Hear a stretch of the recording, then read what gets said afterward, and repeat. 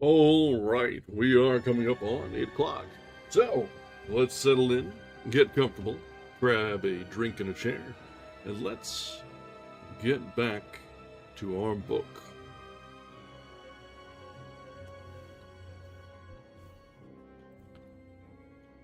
Welcome back. I need to update which book we're reading tonight. There we are. And also need to update the drink. I've been having a little bit of an interesting run of things tonight, but we'll see if we're able to recover. My reading app decided that, for some reason, it wanted to wash out all the colors. And in fact, it's washed out such that I can't even read a damn thing. So let's see if I can open this up in another file, or another processor, and go from there. So just a minute.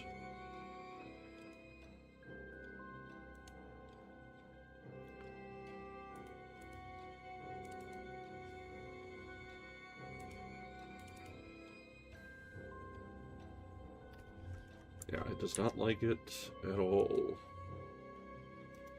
Let's try it with,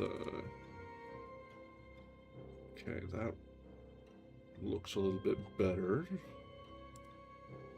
Single page.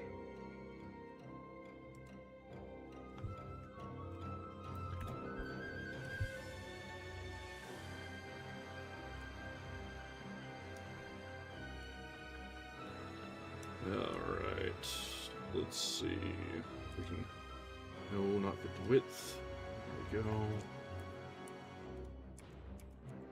go. Alright, this is not as nice, but it'll work. Let me find the page we were on. Our previous bookmark was at, it's hard to even see the page.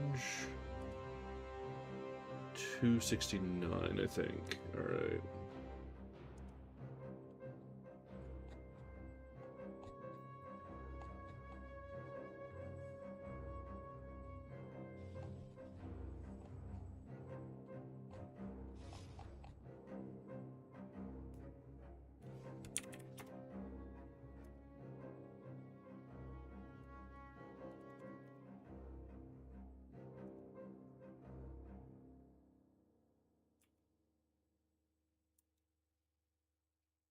Yeah, I think we had finished, or we'd just gotten ready to start chapter 30, I should say.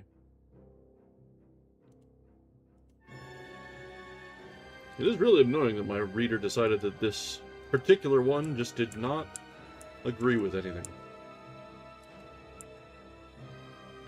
Yeah, alright, yeah, we were definitely at Canto 30. Alright, so let's see if I am able to set this up as a new source so that we can at least have something to go off of. So, we're gonna head over to our reading nook for a minute. I can close my other reader, and we're gonna do some OBS magic here.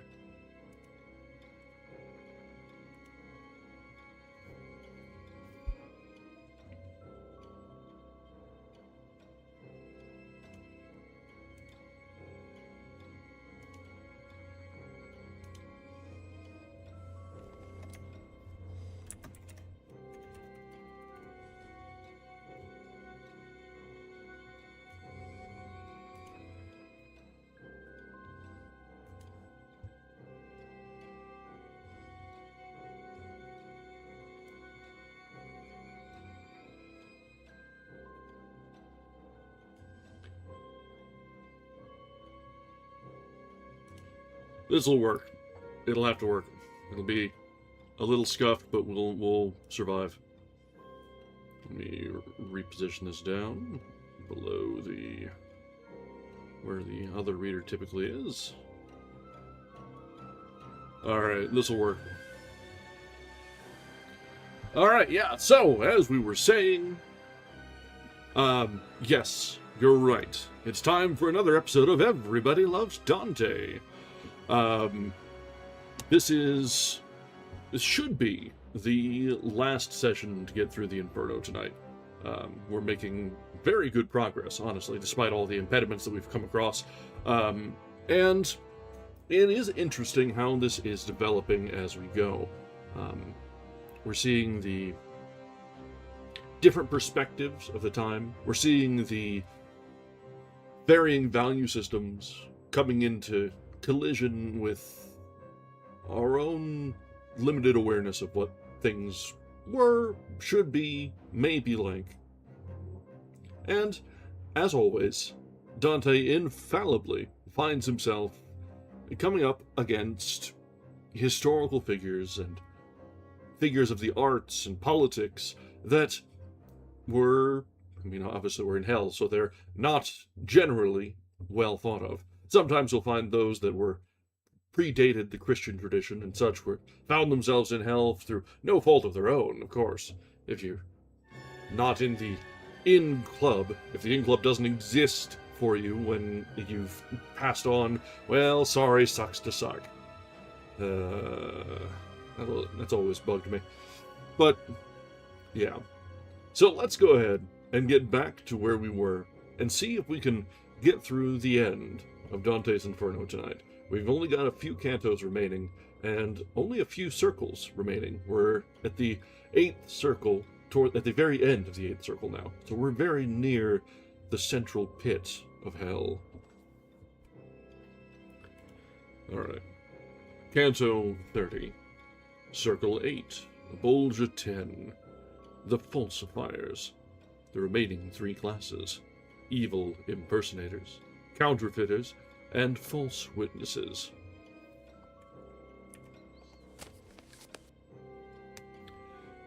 At the time when Juno took her furious revenge for Semele, striking in rage again and again at the Theban royal house, King Athamos, by her contrivance, grew so mad that seeing his wife out for an airing with his 2 sons, he cried to his retinue, "Out with the nets there! Nets across the pass! For I will take this lioness and her cubs!" And spread his talons mad and merciless, and seizing his son Learchus, whirled him round and brained him on a rock, at which the mother leaped into the sea with her other son and drowned. And when the wheel of fortune spun about to humble the old daring Trojan's pride so that both king and kingdom were wiped out, Hecuba, mourning, wretched and a slave, having seen Polyxena sacrificed and Polydorus dead without a grave, lost and alone, beside an alien sea, began to bark and growl like a dog in the mad seizure of her misery.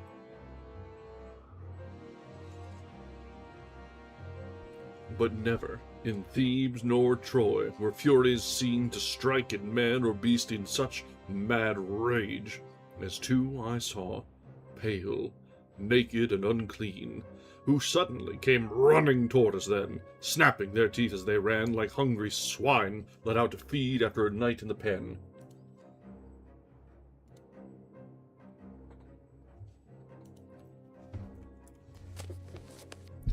One of them sank his tusks so savagely into Carpocchio's neck, and then that when he dragged him, the ditch's rocky bottom tore his belly, and the Aretine, left trembling by me, said, "That incubus was Gianni Schicchi.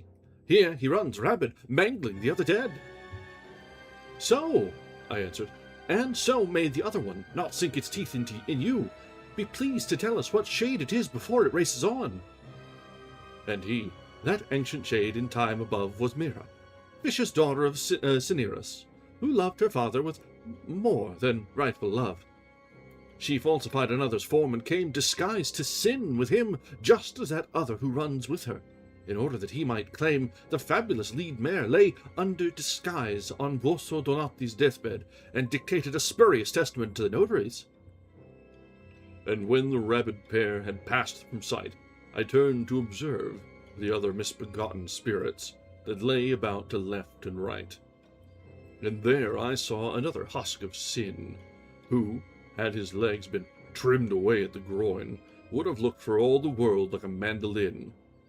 The dropsy's heavy humours, which so bunch and spread the limbs, had disproportioned him, till his face seemed much too small for his swollen paunch. He strained his lips apart and thrust them forward the way a sick man, feverish with thirst, curls one lip toward the chin and the other upward. "Oh, you exempt from every punishment of this grim world! I know not why," he cried. "Look well upon the misery and debasement of him who was Master Adam. In my first lifetime I had enough to please me.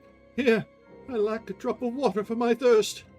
The rivulets that run from the green flanks of Casentino to the Arno's flood, spreading their cool, sweet moisture through their banks, run constantly before me, and their plash and ripple in imagination dries me more than the disease that eats my flesh.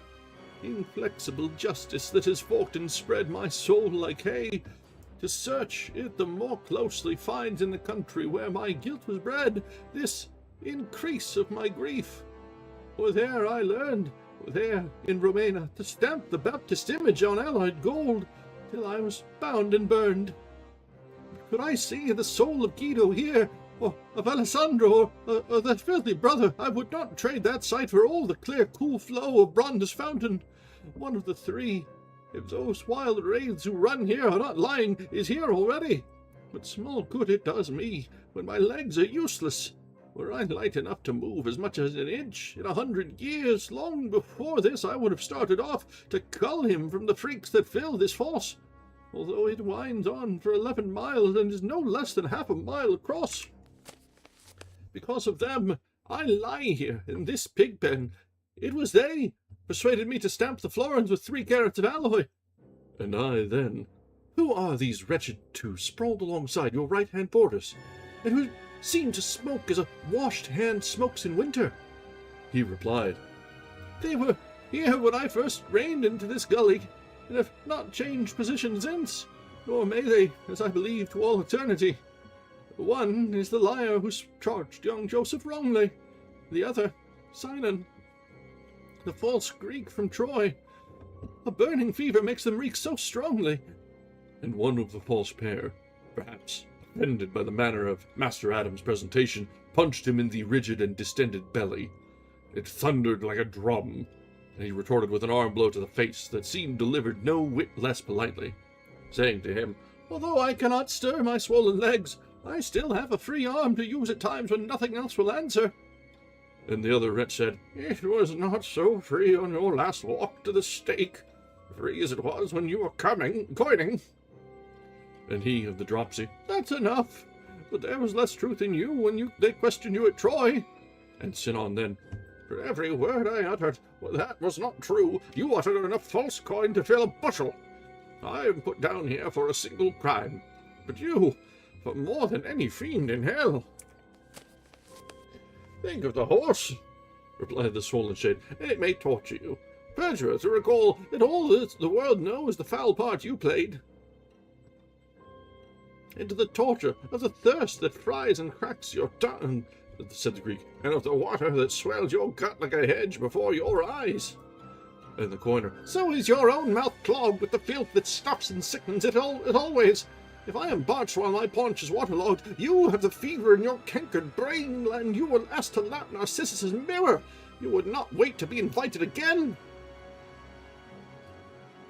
I was still standing, fixed upon those two, when the master said to me, Now, keep on looking a little longer, and I quarrel with you.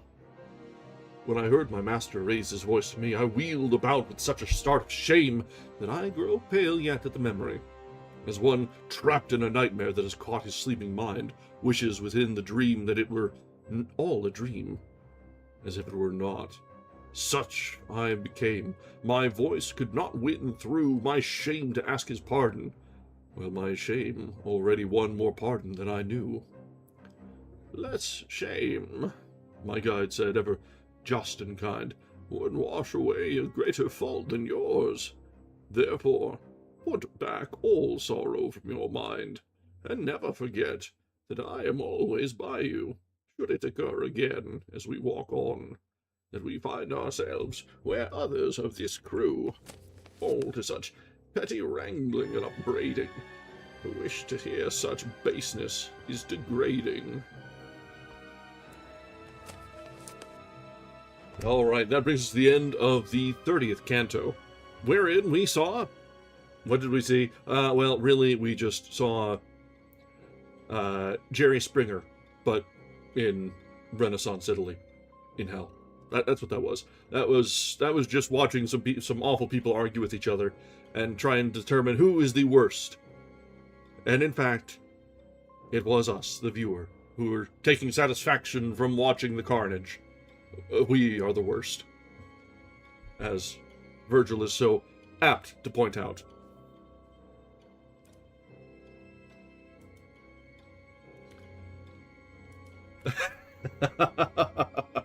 You hate it because it's true. It's true.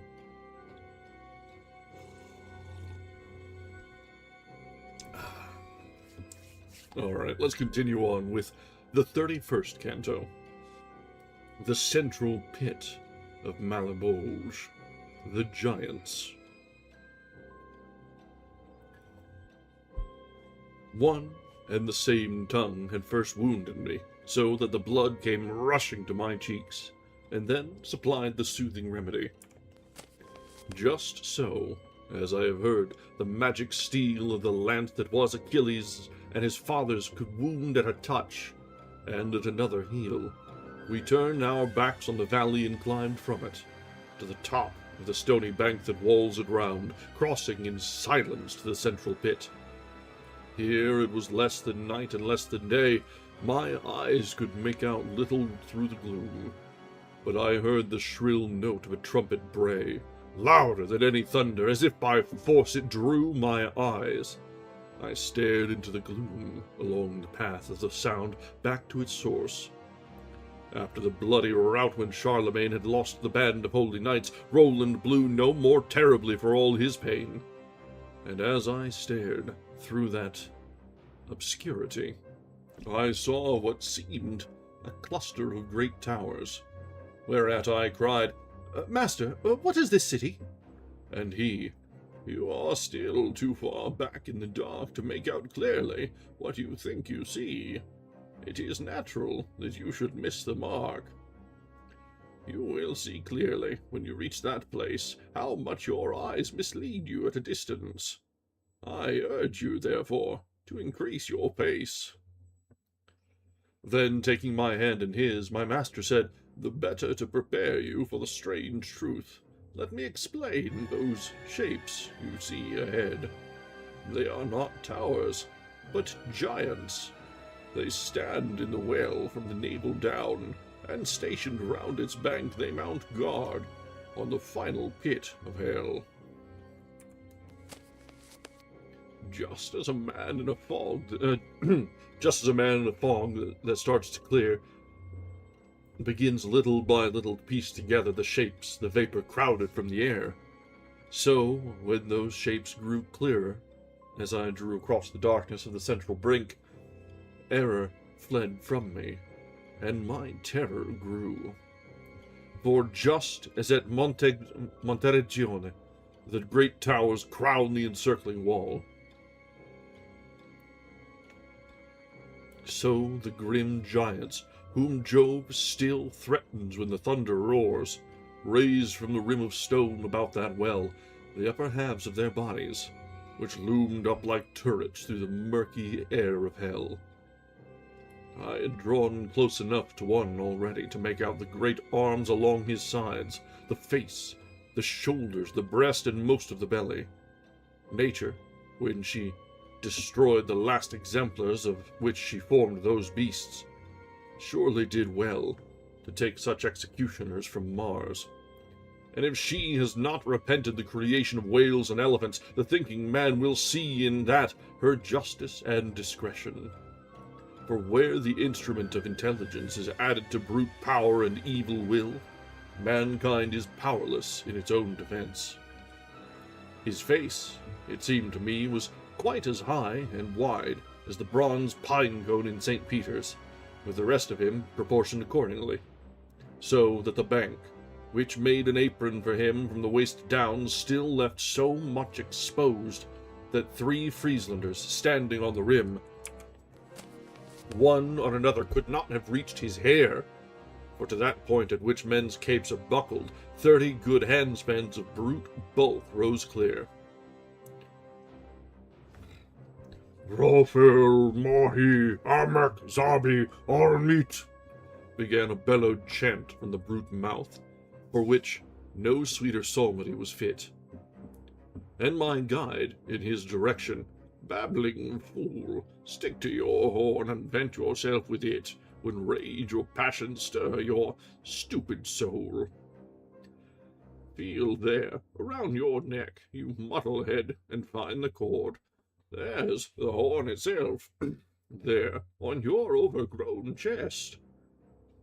To me, he said, "His very babbling testifies the wrong he did on earth. He is Nimrod, through whose evil mankind no longer speaks a common tongue. Waste no words on him. It would be foolish. To him all speech is meaningless, as is his own, which no one understands. It is simply gibberish." We moved on, bearing left along the pit. And a crossbow shot away we found the next one, an even huger and more savage spirit. What master could have bound so gross a beast I cannot say, but he had his right arm pinned behind his back, and the left across his breast, by an enormous chain that wound about him from neck down, completing 5 great turns before it spiraled down below the rim. "This piece of arrogance," said my guide to me, "dared try his strength against the power of Jove, for which he is rewarded, as you see. He is Ephialtes, who made the great endeavor with the other giants, who alarmed the gods. The arms he raised then now are bound forever." "Were it possible, I should like to take with me," I said to him, "the memory of seeing the immeasurable Briareus." And he, "Nearer to hand, you may observe Antaeus, who is able to speak to us, and is not bound. It is he who will set us down in Cocytus, the bottom of all guilt. The other hulk stands far beyond our road. He, too, is bound, and looks like this one, but with a fiercer sulk." No earthquake in the fury of its shock ever seized a tower more violently than Ephialtes. Hearing began to rock. Then I dreaded death as never before, and I think I could have died for very fear had I not seen what manacles he wore. We left the monster, and not far from him we reached Antaeus, who, to his shoulders alone, soared up a good 5 ells above the rim.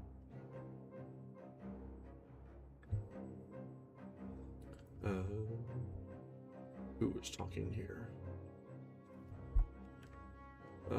"O soul, who once in Zama's fateful vale, where Scipio became the heir of glory, when Hannibal and all his troops turned tail, took more than 1,000 lions for your prey, and in whose memory many still believe the sons of earth would yet have won the day had you joined them, with them against high Olympus, do not disdain to do us a small service, but set us down where the cold grips Cocytus.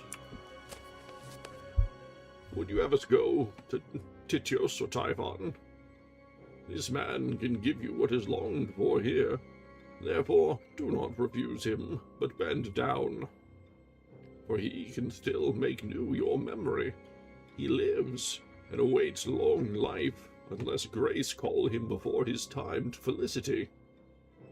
Thus my master to that tower of pride, and the giant without delay reached out the hands which Hercules had felt, and raised my guide Virgil, when he felt himself so grasped, called to me, "Come, and I will hold you safe." And he took me in his arms and held me clasped. The way the Ceresenda seems to one who looks up from the leaning side when clouds are going over it from that direction, making the whole tower seem to topple, so Antaeus seemed to me in the fraught moment when I stood clinging, watching from below. as he bent down, while I, with heart and soul, wished we had gone some other way. But gently he set us down inside the final hole, whose ice holds Judas and Lucifer in its grip, then straightened like a mast above a ship. All right, that brings us to the end of the 8th circle, the end of Canto 31, and the end of Malabauge. We're now into the very pit of hell, the deepest circle, wherein the very worst of the worst are to be found. We're into maximum security at this point.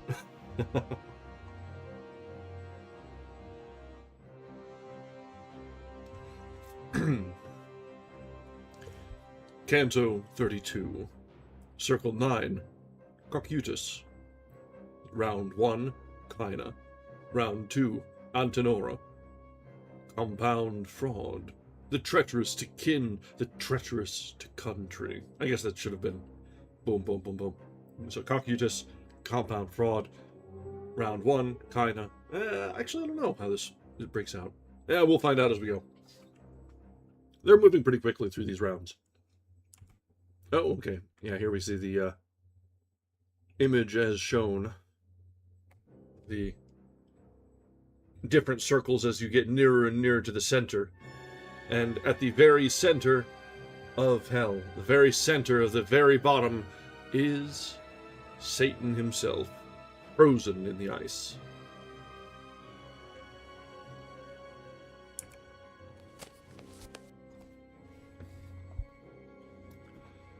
If I had rhymes as harsh and horrible as the hard fact of that final dismal hole which bears the weight of all the steeps of hell, I might more fully press the sap and substance from my conception. But since I must do without them, I begin with some reluctance, for it is no easy undertaking, I say, to describe the bottom of the universe. Nor is it for tongues that only babble child's play. But may those ladies of the heavenly spring who helped Amphion wall Thebes assist my verse, that the word may be the mirror of the thing. O most miscreant rabble, you who keep the stations of that place whose name is pain, better had you been born as goats or sheep. We stood now in the dark pit of the well, far down the slope beyond the giant's feet. And while I still stared up at the great wall, I heard a voice cry, "Watch which way you turn! Take care you do not trample on the heads of the forewarned and miserable brethren!" Whereas I turned, and saw beneath my feet, and stretching out ahead, a lake so frozen, seemed to be made of glass. So thick a sheet never yet hid the Danube's winter course, nor far away beneath the frigid sky locked the dawn up in its frozen source. For were Tabernac and the enormous peak of Pietrapana to crash down on it, not even the edges would so much as creak. The way frogs sit to croak, their muzzles leaning out of the water, at the time and season when the peasant woman dreams of her day's gleaning, just so the livid dead are sealed in place, up to the part at which they blushed for shame, and they beat their teeth like storks. Each holds his face bowed toward the ice. Each of them testifies to the cold with his chattering mouth, to his heart's grief, with tears that flood forever from his eyes. When I had stared about me, I looked down, and at my feet I saw two clamped together, so tightly that the hair of their heads had grown together. "Who are you?" I said, "who lie so tightly breast to breast?" They strained their necks, and when they had raised their heads up as if to reply, the tears their eyes had managed to contain up to that time gushed out, and the cold froze them between the lids, sealing them shut again. Tighter than any clamp grips wood to wood, and mad with pain they fell to butting heads like billy goats in a sudden savage mood. and a wraith who lay to one side and below, and who had lost both ears to frostbite, said, his head still bowed, "Why do you watch us so?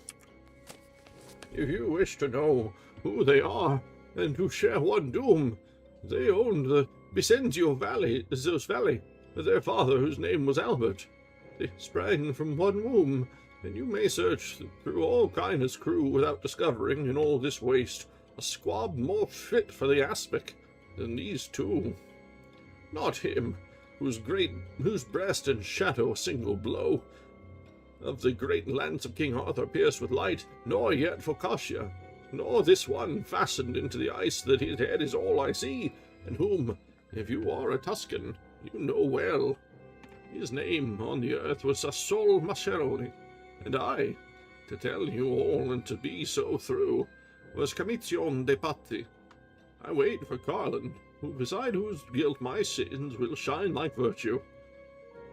And leaving him, I saw 1,000 faces, discolored so by cold I shudder yet, and always will when I think of those frozen places. As we approached the center of all weight, where I went shivering in eternal shade, whether it was my will or chance or fate, I cannot say. But as I trailed my guide among those heads, my foot struck violently against the face of one. Weeping, it cried, "Why do you kick me? If you are not sent to wreak a further vengeance for Monteperti, why do you add this to my other torment?" "Master," I said, "grant me a moment's pause, to rid myself of a doubt concerning this one. Then you may hurry me at your own pace."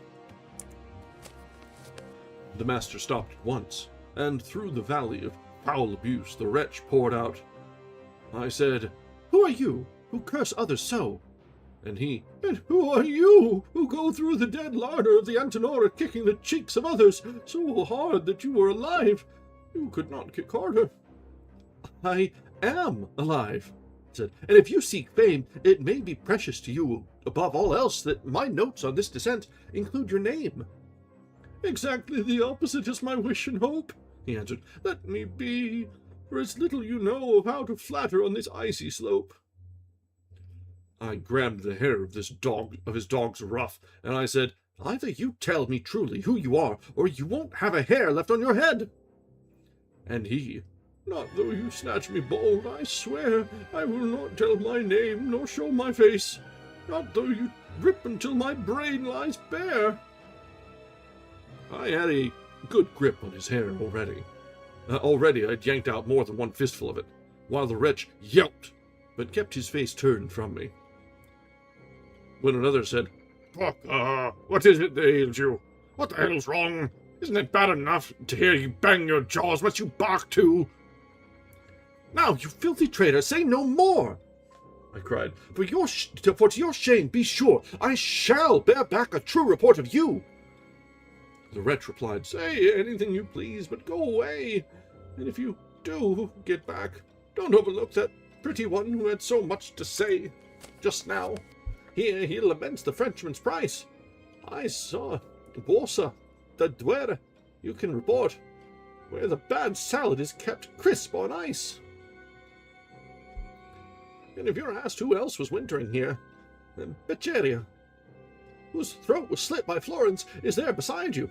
Gianni de Soldania is further down, I think, with Ganelon and Tebeldello, who opened the gates of Faenza and let Bologna steal in with the dawn." Leaving him then, I saw two souls together, in a single hole, and so pinched in by the ice that one head made a helmet for the other. As a famished man chews crusts, so the one sinner sank his teeth into the other's nape at the base of the skull, gnawing his loathsome dinner. Tedious, in his final raging hour, gnawed Menalippus's head with no more fury than this one gnawed its skull and dripping gore. "You there," I said, "who show so odiously your hatred for that other, tell me why, on this condition, that if in what you tell me you seem to have a reasonable complaint against him, you devour him with such foul relish, I, knowing who you are and his soul's taint, may speak your cause to living memory. God willing, the power of speech be left to me."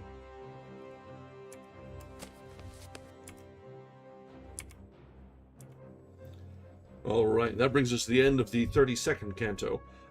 So, down here, it's interesting to see. So there's a few things to note. First, it's interesting to note that in this depiction of hell, it is a vast frozen ice field at the very pit, the very deepest part of hell, which kind of flies in the face of every other preconception of hell. You get the lake of fire, the sulphurous lake, the fire and brimstone that is the, classical view of what makes up hell.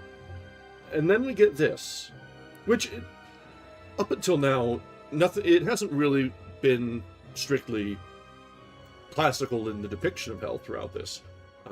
It's been a lot of the torments, but generally there's some of the circles have been of a different flavor.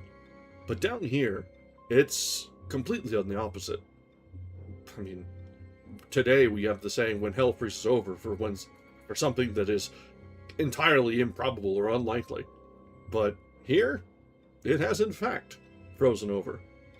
So it's interesting to see there. And also it is a key thing to note here that we're getting a lot more of the specific references to people and events that Dante is pulling from relatively recent history from his perspective in here. So people that were particularly heinous in either living memory or recent history in Renaissance Italy were getting the particularly harsh side of his tongue from this one. So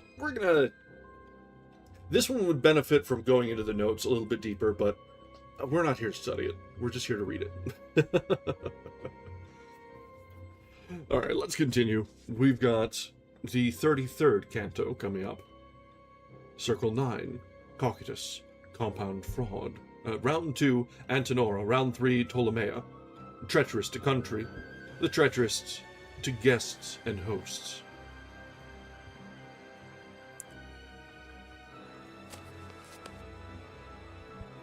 The sinner raised his mouth from his grim repast and wiped it on the hair of the bloody head whose nape he had all but eaten away. At last he began to speak. "You ask me to renew a grief so desperate that the very thought of speaking of it tears my heart in two. If my words may be a seed that bears the fruit of infamy for him I gnaw, I shall weep, but tell my story through my tears. Who you may be, and by what powers you reach into this underworld, I cannot guess, but you seem to be, to me, a Florentine by your speech. I was Count Ugolino, and I must explain this reverend grace as the Archbishop Alighieri. Now, I will tell you why I gnaw his brain, that I, who trusted him, had to undergo imprisonment and death through his treachery. You will know already what you cannot know. The lingering inhumanity of the death I suffered, you shall hear in full. Then judge for yourself if he has injured me. The narrow window in that coop of stone they now call the Tower of Hunger for my sake, within which others yet must pace alone, had shown me several waning moons already between its bars, when I slept the evil sleep in which the veil of the future parted for me. This beast appeared as master of a hunt, chasing the wolf and his whelps across the mountain that hides Lucca from Pisa. Out in front of the starved and shrewd and avid pack, he had placed Gualandi and Sismondi and Lanfranchi to point his prey. The father and sons had raced a brief course only when they failed of breath and seemed to weaken. Then I thought I saw their flanks ripped open by the hound's fierce teeth. Before the dawn, the dream still in my head, I woke and heard my sons, who were there with me, cry from their troubled sleep, asking for bread. You are cruelty itself if you can keep your tears back at the thought of what foreboding stirred in my heart, if you do not weep. And what are you used to weeping? The hour when food used to be brought drew near. They are now awake, and each was anxious from his dream's dark mood. And from the base of that horrible tower I heard the sounds of hammers nailing up the gates. I stared at my sons' faces without a word. I did not weep. I turned the stone inside. They wept. "What ails you, father? You look so strange," my little Anselm, youngest of them, cried. But I did not speak a word nor shed a tear. Not all that day, nor all that endless night, until I saw another sun appear.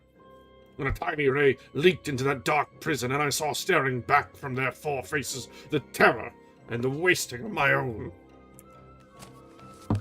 I bit my hands in helpless grief, and they, thinking I chewed myself for hunger, rose suddenly together. I heard them say, "Father, it would give us much less pain if you ate us. It was you who put upon us this sorry flesh. Now strip it again."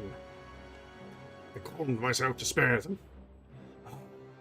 Hard earth, why did you not yet yawn open? All that day and the next we sat in silence. On the fourth, Gado, the eldest, fell before me and cried, stretched at my feet upon that prison floor, "Father, why don't you help me?" There he died, and just as you see me, I saw them fall one by one on the 5th day and the 6th. Then, already blind, I began to crawl from body to body, shaking them frantically. 2 days I called their names, and they were dead. Then fasting overcame my grief and me. His eyes narrowed to slits when he was done, and he seized the skull again between his teeth, grinding it as a mastiff grinds a bone. Ah, Pisa, foulest blemish on the land, where sea sounds sweet and clear. Since those nearby you are slow to blast the ground on which you stand, may Caprara and Gorgona drift from place and damn the flooding Arno at its mouth until it drowns the last of your foul race. For if to Ugolino falls the censure for having betrayed your castles, for you, for your part, should not put his sons to such a torture. You modern thieves! Those tender lives you spilt, Brigata, Uggestione, and the others I mentioned earlier, were too young for guilt. We pass on further, where the frozen mine entombs another crew in greater pain. These wraiths are not bent over, but lay supine. Their very weeping closes up their eyes, and the grief that finds no outlet for its tears turns inward, to increase their agonies. For the first tears that they shed not instantly in their eye sockets, and as they freeze they form a crystal visor above the cavity. And despite the fact that standing in that place I had become as numb as any callus, and all sensation had faded from my face, somehow I felt a wind begin to blow. Whereat I said, "Master, what stirs this wind? Is not all heat extinguished here below?" And the master said to me, "Soon you will be where your own eyes will see the source and cause, and give you their own answer to the mystery." And one of those locked in that icy maw cried out to us as we passed, "O soul so cruel that you are sent to the last post of all, relieve me for a little from the pain of this hard veil. Let my heart weep a while, before the sweet weeping freezes my eyes again." And I to him, "If you would have my service, tell me your name. Then, if I do not help you, may I descend to the last rim of the ice." "I am Friar Alberigo," he answered therefore, "the same who called for the fruits from the bad garden. Here I am given dates for figs, full store." "What?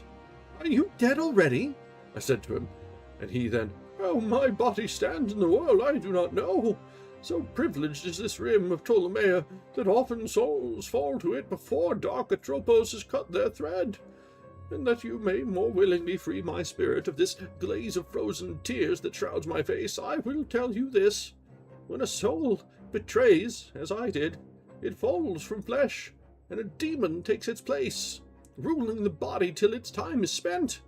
The ruined soul rains down into this cistern. So I believe there is still evident in the world above all that is fair and mortal of this black shade who winters here behind me. If you have only recently crossed the portal from that sweet world, you surely must have known his body. Brancadoria is his name, and many years have passed since he rained down." "I think you're trying to take me in," I said. "Sir Brancadoria is a living man. He eats, he drinks, he fills his clothes in his bed." "Michel Zanche had not yet reached the ditch of the Black Talons," the frozen wraith replied. There where the sinners thicken in hot pitch, when this one left his body to a devil, as he did his nephew and second in treachery, and plumbed like the lad through space to this dead level. But now, reach out your hand and let me cry. And I did not keep the promise I had made, for to be rude to him was courtesy. Ah, men of Genoa, souls of little worth, corrupted from all custom of righteousness, why have you not been driven from the earth? For there, beside the blackest of all Romagna's evil plain, lies one of yours, bathing his filthy soul in the eternal glacier of Cocytus for his foul crime, while he seems yet alive in the world and time. All right, that brings us to the end of the 33rd canto. And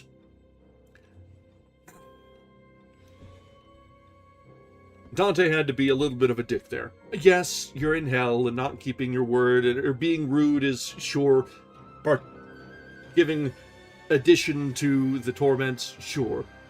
But man, you gave a promise. That seems awful dangerous when you are walking through hell to break a promise. Just to me, that seems like a bad idea. Just saying. Just saying.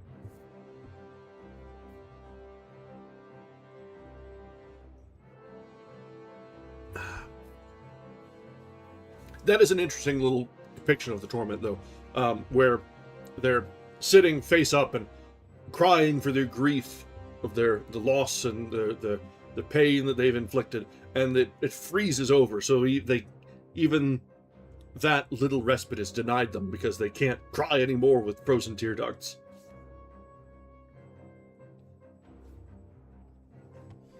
All right, let's go ahead and continue. We've got about 10 minutes until the next ad break, so we can keep on going for at least one more canto here.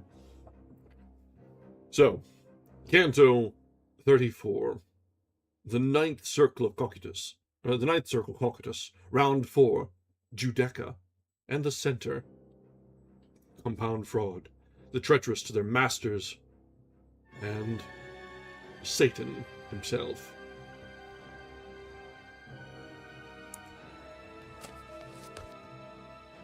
On march the banners of the king of hell, my master said, toward us. Look straight ahead. Can you make him out at the core of the frozen shell? Like a whirling windmill seen afar at twilight, or when a mist has risen from the ground. Just such an engine rose upon my sight, stirring up such a wild and bitter wind, I cowered for shelter at my master's back. There being no other windbreak I could find, I stood now where the souls of the last class, with fear my verses tell it, were covered wholly. They shone below the ice like straws in glass. Some lie stretched out, others are fixed in place upright, some on their heads, some on their souls, another, like a bow, bends foot to face, like a bow bends foot to face. When we had gone so far across the ice that it pleased my guide to show me the foul creature, which once had worn the grace of paradise, it made me stop, and stepping aside, he said, Now, see the face of Dis. This is the place where you must arm your soul against all dread. Do not ask, reader, how my blood ran cold, and my voice choked up with fear. I cannot write it. This is a terror that cannot be told. I did not die, and yet I lost my life's breath. Imagine for yourself what I became, deprived at once of both my life and death. The emperor of the universe of pain jutted his upper chest above the ice, and I am closer in size to the great mountain the Titans made around the central pit than they to his arms. Now, starting from this part, imagine the whole that corresponds to it. If he was once as beautiful as now he is hideous, and still turned on his maker, well may he be the source of every woe. With what a sense of awe I saw his head towering above me, for it had 3 faces. One was in front, and it was fiery red. The other 2, as weirdly wonderful, merged with it from the middle of each shoulder to the point where all converged at the top of the skull. The right was something between white and bile. The left was about the color that one finds on those who live along the banks of the Nile. Under each head, 2 wings rose terribly, their span proportioned to so gross a bird. I never saw such sails upon the sea. They were not feathers. Their texture and their form were like a bat's wings, and he beat them so that 3 winds blew from him in one great storm. It is these winds that freeze all Cocytus.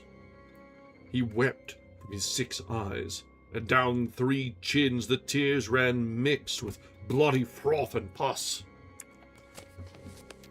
In every mouth he worked a broken sinner between his rake-like teeth. Thus he kept 3 in eternal pain at his eternal dinner. For the one in front, the biting seemed to play no part at all, compared to the ripping. At times the whole skin of the back was flayed away. "That soul that suffers most," explained my guide, "is Judas Iscariot, he who kicks his legs on the fiery chin and has his head inside. Of the other 2, who have their heads thrust forward, the one who dangles down the black face is Brutus. Note how he writhes without a word. And there, with the huge and sinewy arms, is the soul of Cassius. But the night is coming on, and we must go, for we have seen the whole." Then, as he bade, I clasped his neck, and he, watching for a moment when the wings were opened wide, reached over dexterously and seized the shaggy coat of the king demon, then, grappling matted hair and frozen crust from one tuft to another, clambered down. When we had reached the joint, where the great thigh merges into the swelling of the haunch, my guide and master, straining terribly, turned his head to where his feet had been, and began to grip the hair as if he were climbing, so that I thought we moved toward hell again. "Hold fast," my guide said, and his breath came shrill with labor and exhaustion. "There is no way but by such stairs to rise above such evil." At last he climbed out through an opening in the central rock, and he seated me on the rim, then joined me with a nimble backward spring. I looked up, thinking to see Lucifer as I had left him, and I saw instead his legs projecting high into the air. Now, let all those whose dull minds are still vexed by failure to understand what point it was I had passed through, judge if I was perplexed. "Get up on your feet," my master said. "The sun already mounts to Middle Tierce, and a long road and hard climbing lie ahead." It was no hall of state we had found there, but a natural animal pit, hollowed from rock with a broken floor and a close and sunless air. "Before I tear myself from the abyss," I said when I had risen, "oh, my master, explain to me my error in all this. Where's the ice? And Lucifer?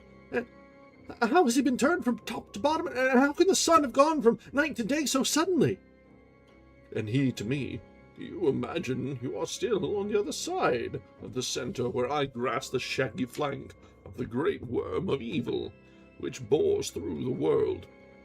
You were while I climbed down, but when I turned myself about, you passed the point to which all gravities are drawn. You are under the other hemisphere where you stand. The sky above us is the half opposed to that which canopies the great dry land. Under the midpoint of that other sky, the man who was born sinless and who lived beyond all blemish came to suffer and die.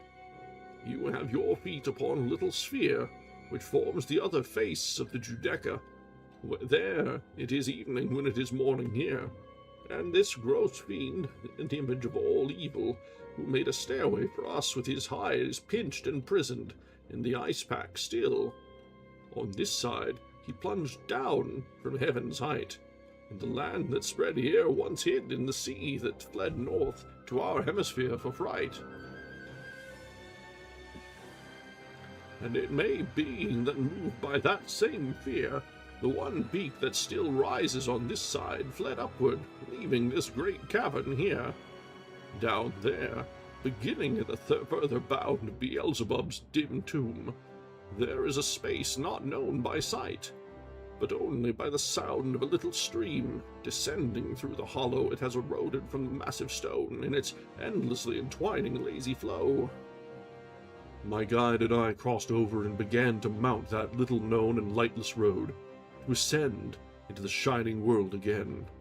At first, second, without thought of rest, we climbed the dark until we reached the point where a round opening brought in sight the blessed and beauteous shining of heavenly cars, and we walked out once more beneath the stars.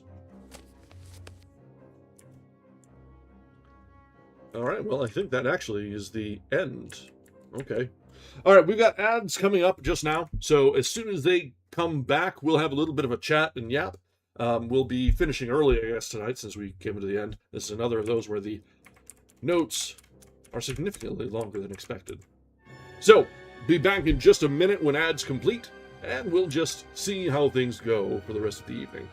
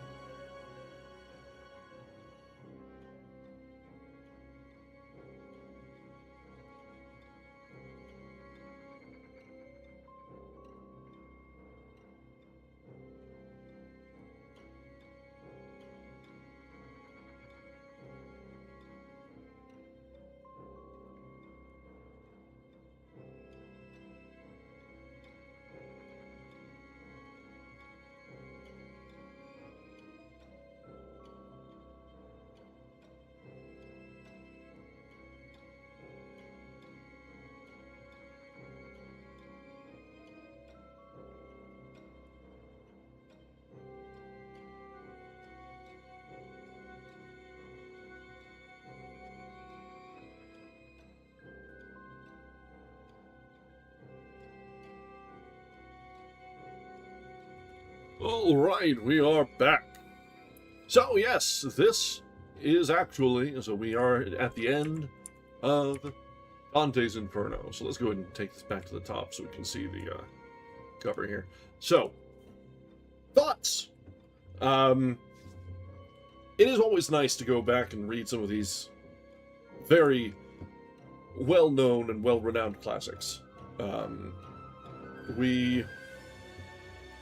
Yeah, it makes sense that it has so many notes. This one almost requires an annotation if you're going to actually study it. There's so many references to specific people who have lived, and without the historical context, without the knowledge that most literary students have no even basis for starting off of, it's really easy to miss things. And miss the nuance. And if we were going to actually sit down and dissect it, it would be a much longer than 4-session reading. Just going through it from start to finish, it ran us, 4 sessions and, 3.5, I'd say, which that's a respectable read for a single poem. But yeah, this is one of those pieces that has a lasting cultural impact. It's, as we had mentioned throughout, it basically solidified and canonized what the ideation of hell is. The whole idea of it, the different torments for the different sorts of sinners, the circles of hell. Before this, there might have been some different flavors and such, but this really took things over. At least for a more Catholic side of things. And it's very, very cool how long this has lasted and stood the test of time. Because at its heart, it really is just Dante, like as we've mentioned it through almost every session, it's Dante poking his nose, or thumbing his nose at people who he doesn't like, and finding historical figures who, because of not being Catholic, can't find themselves in heaven, placing them into the nice things, the apologetics, and trying to get in on the good side of, like, Greek classicicians and things like that. So it's a self-insert fanfic. It's a power trip from a poet's perspective. But it's done well. The imagery is strong, and it has carried it through over and over and over the years. And yeah, this is only a third of the total work. Now, granted, this is the best of the 3. Let's dispel any delusions. Paradiso, not nearly as interesting as Inferno. Purgatory, not even close. This is the best of the 3, and which is why this is the one that most people actually read and study. The others you might give a cursory look through, but yeah. This is easily the best of the 3 parts. Maybe someday we'll get around to reading the other 2, but we generally try and split up our breaking points. Yeah, no one reads Paradiso or Purgatorio. They're just not nearly as interesting or good. It makes sense, too. I mean, compared to hell, heaven is boring. Just laying it out there. Every day, everything's perfect. You say, oh, look, we're near God, everything's perfect. We don't have any needs, we don't have any desires, just hanging out. Like, sounds awful boring to me.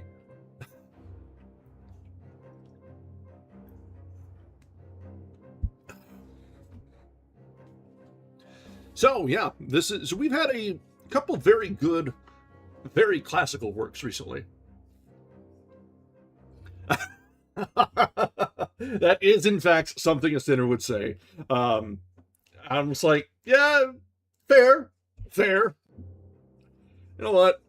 I've earned my licks. I spent my time in the church. I've made my choice.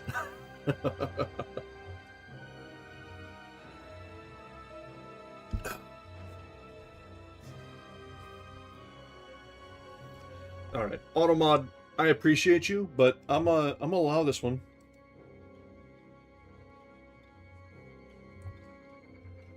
Akimos, you're getting got again, buddy.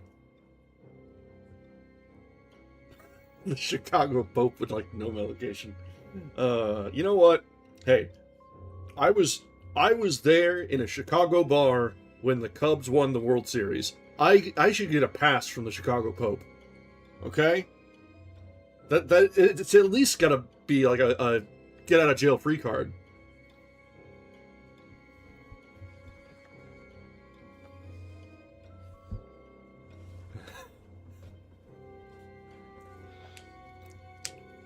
At least it should be.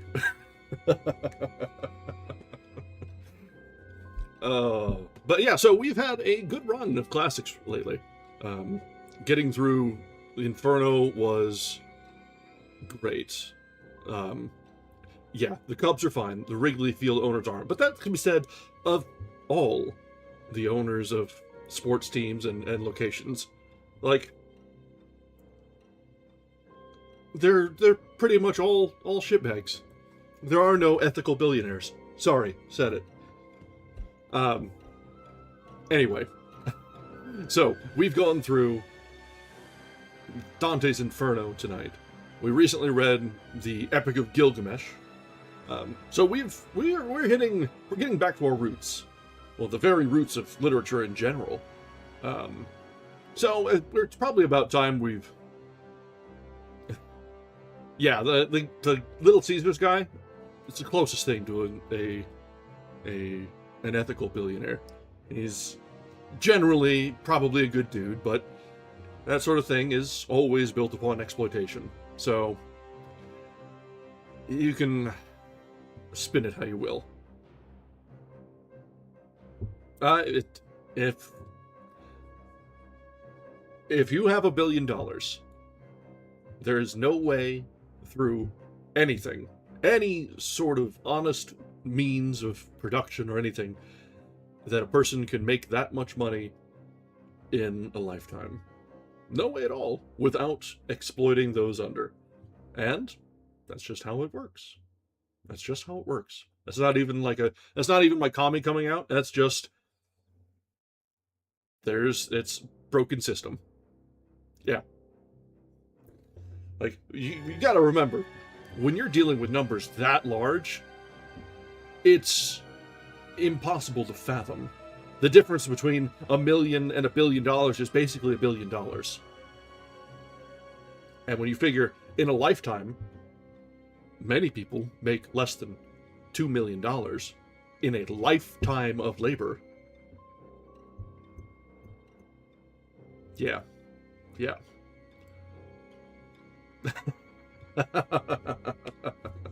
Yeah, well. Don't touch the hot dog. Leave it alone. It's fine. Just leave it be.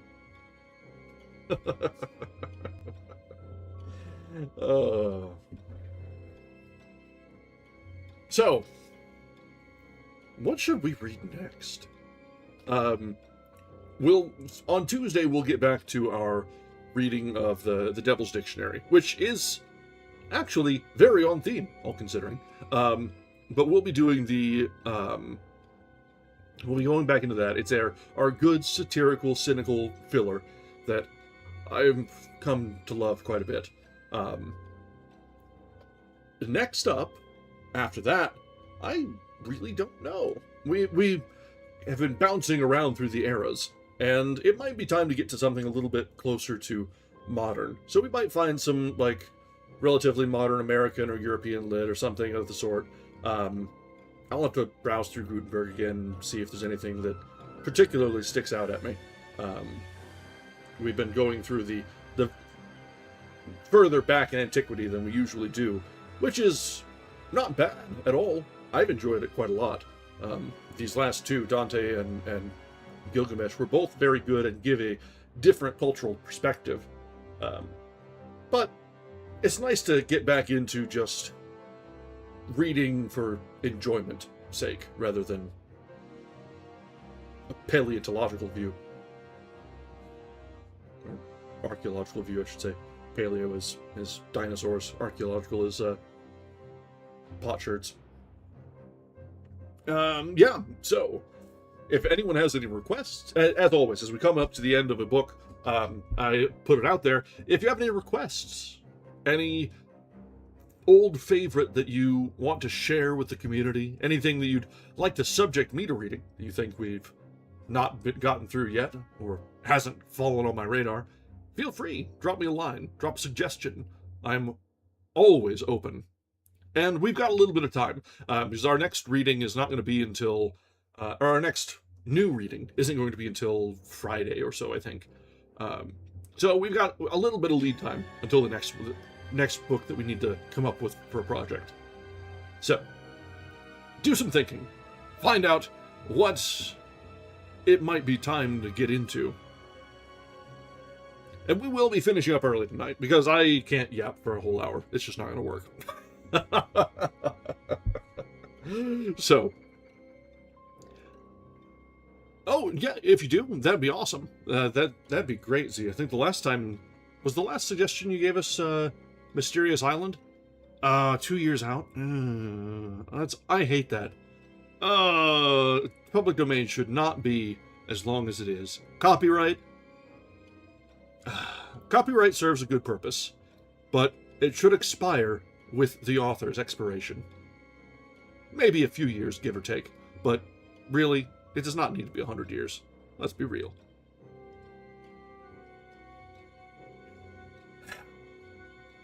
Depression.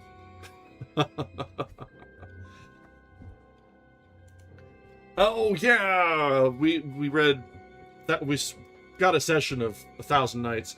It was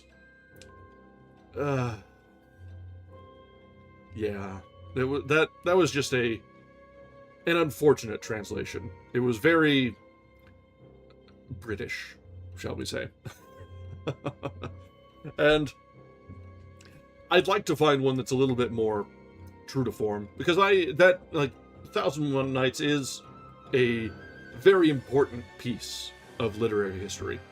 It's riffed on repeatedly through different cultures and different time periods, but that was just a really bad translation, and it soured me to it enough that we didn't want to go back to it right away.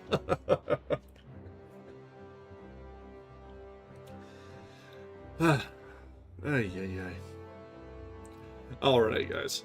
Let's go ahead and wrap up a little bit early tonight. As always, a reminder that we always stream both on YouTube and Twitch. If you're on the YouTube side, know that you've got access to all of our VODs since the very beginning of the channel. All the way back to, I think we started off with The Sun Also Rises. And moving forward, bouncing back and forth through time and cultures and everything. So, if you're over on YouTube, a subscription to the channel and a like on any of the streams or VODs go a long way toward convincing the algorithm to send new friends our direction. Lets them know that we're doing some fun things, and maybe helps to grow our little community. If you're over on Twitch side, thank you for joining us. We are generally, the chat's a little bit more lively on the Twitch side. We do have both chats available on stream now, so we can get that going. Mix-up is just strictly superior to the Stream Elements chat we used before.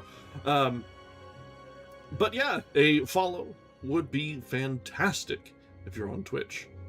Yeah, we got it to work. Let me actually see if I can chime that in here.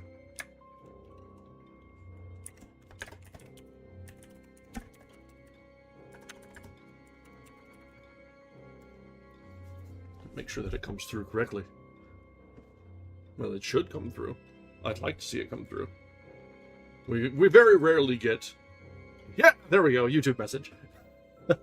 It just takes a little bit to feed through.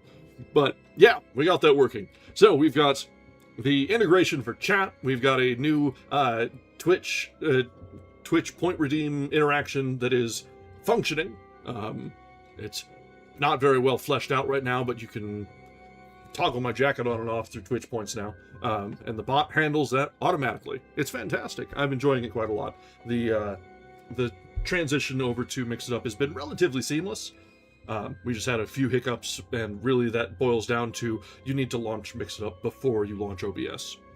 And that's all that is.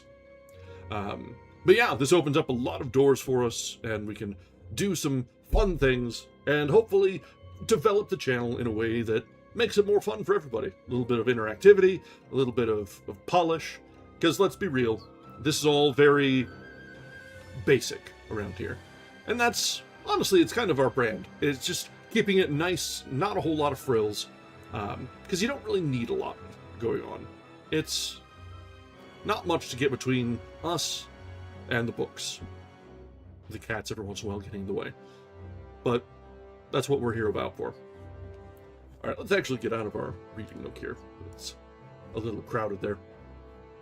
So, yeah, let's go ahead. I've been having a Midwest goodbye here as we're going through and slowly fading out.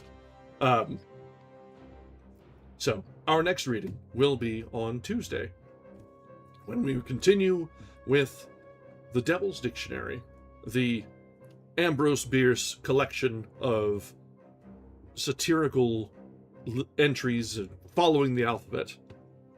They were originally newspaper columns and in the satire section, and he collected them into a book, and it's very, very satisfying. It's fun to see how some things never really change. It's also kind of depressing that some things never change, but that's another discussion for another time. So, as always, we prefer to raid out to fellow readers if we can find them. So let me see if there's anyone out there tonight that is in the reading and writing tag that we can interact with and see what we've got going on. Neff is going. Been going for about an hour. Jeff is reading tonight. I think we rated her last week, though. I'll try to bounce around to new people.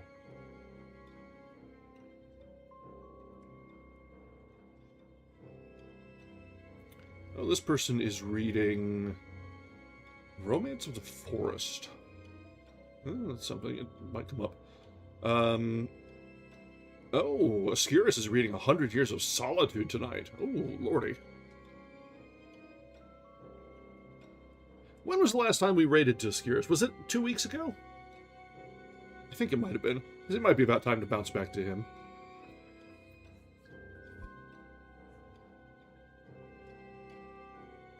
Let's see. Anybody else that's sticking out?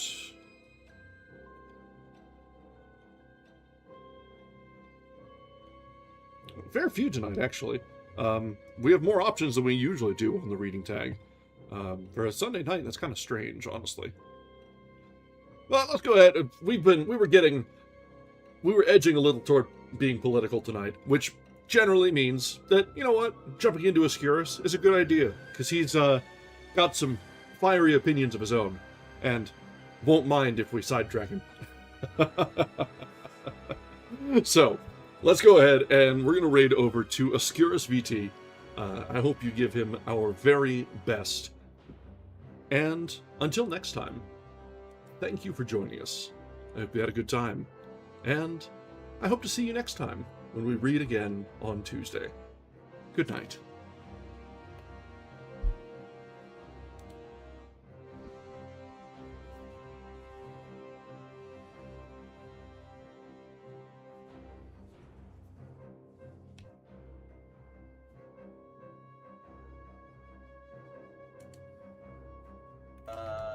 Immediately thinks